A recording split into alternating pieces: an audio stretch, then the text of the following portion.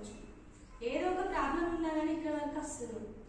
ప్రతి ఒక్కరు పర్సనల్గా చాలా ప్రాబ్లమ్స్ ఉంటాయి. అందరేమో కానీ నేనైతే ఎన్నో ఎదుర్కొని ఇక్కడ వరకు వస్తున్నా.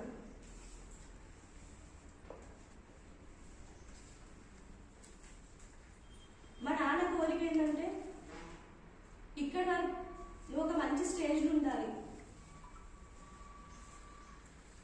డబ్బులు లేకున్నా సరే నువ్వు చదువుకో, పిల్లల హ్యాపీనెస్ కోసం అన్ని నేర్పించిన వాళ్ళ. ఏది చేద్దామన్నా కానీ మా పేరెంట్స్ ఇద్దరు నీ ఇష్టం వచ్చింది చేయు, నీకు నచ్చింది చేయు. ఇంట్లో పరిస్థితి ఒక్కొక్క రోజు మేము అన్నం తినలేని పరిస్థితిలో కూడా ఉన్నాం.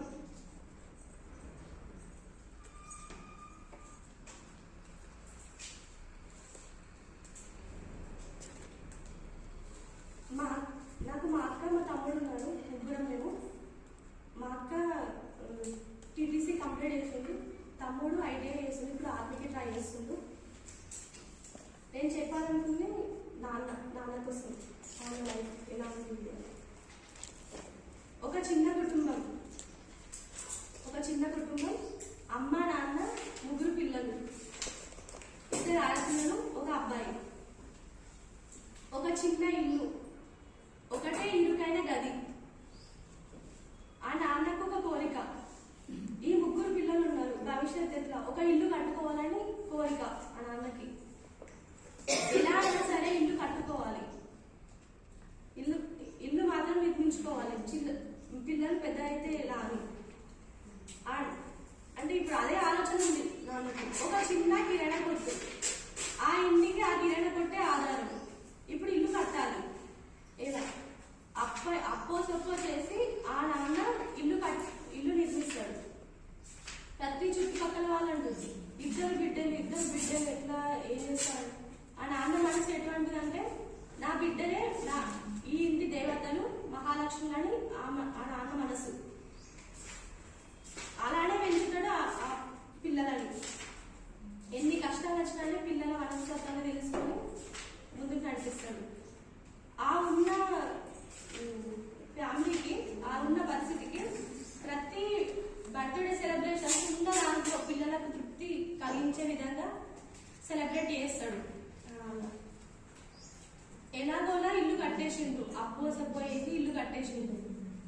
ఆ ఇల్లు ఇప్పుడు అప్పు తీర్చాలి, ఏ విధంగా తీర్చాలని అదే ఆలోచన ఆ నాన్నకు.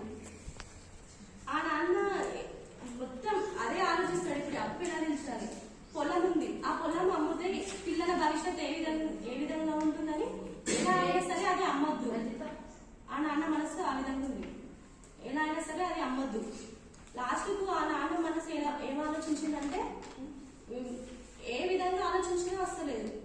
ఇప్పుడు వేరే దుబాయ్ అంటే వలస కూలిగా వెళ్ళాలని ఒక ఆలోచన తట్టింది ఆ నాన్నకి.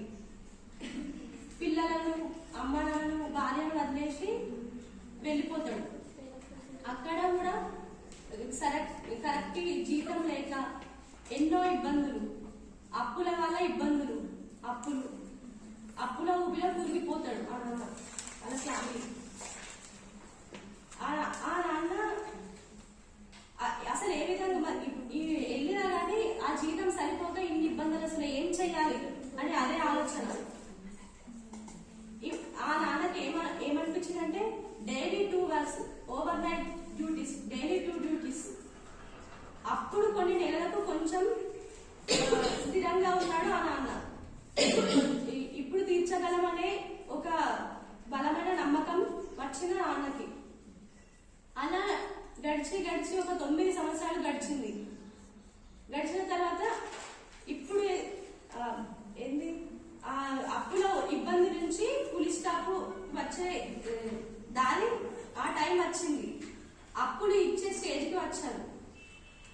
నెక్స్ట్ పెద్దమ్మాయి పెరిగింది, పెద్దమ్మాయిని ఉన్నత స్థాయిలో చదివిస్తాడు ఆ నాన్న. నెక్స్ట్ పెళ్లి చేయాలి, పెళ్లి చేసిండు.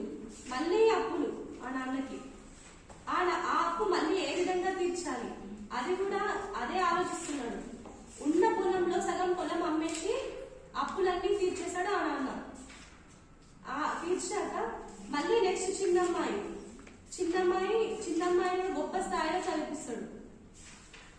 చదివించాక ఆ నాన్నకు మళ్ళీ అప్పులు, పెళ్లి చేసి మళ్ళీ ఆ అప్పు తీర్చడానికి నిరంతరం కష్టపడుతూనే ఉన్నాడు.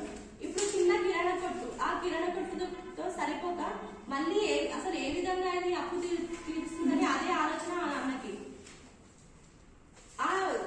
ఆ ఊరికి పక్కనే ఊరు ఒక 15 కిలోమీటర్స్ ఉంటుంది కావచ్చు.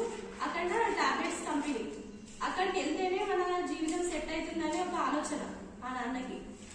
ఉన్న సగం పొలం అమ్మేస్తే మనీ నెక్స్ట్ కొడుకున్నాడు, ఆ కొడుకుకి ఎట్లా అని వెళ్తే మళ్ళీ అక్కడికి వెళ్ళడానికి వెహికల్ కూడా లేదు, వెహికల్ కొనుక్కోవడానికి కూడా డబ్బులు లేవు. ఇలా ఇంట్లో ఉన్న పాత సైకిల్, మన ఫ్రెండ్ది పాత సైకిల్ పైన డైలీ డ్యూటీ 9 o'clock అని ఇంటి నుంచి 7కే స్టార్ట్ కావాలి. సైకిల్ పైన కాబట్టి 7కే స్టార్ట్ కావాలి.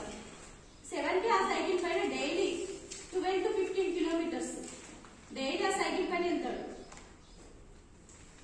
అదే డైలీ లైఫ్, ఆ నాన్నది డైలీ లైఫ్. అది డైలీ 7కి వెళ్ళడం, నైట్ 7కి రావడం, అదే డైలీ లైఫ్.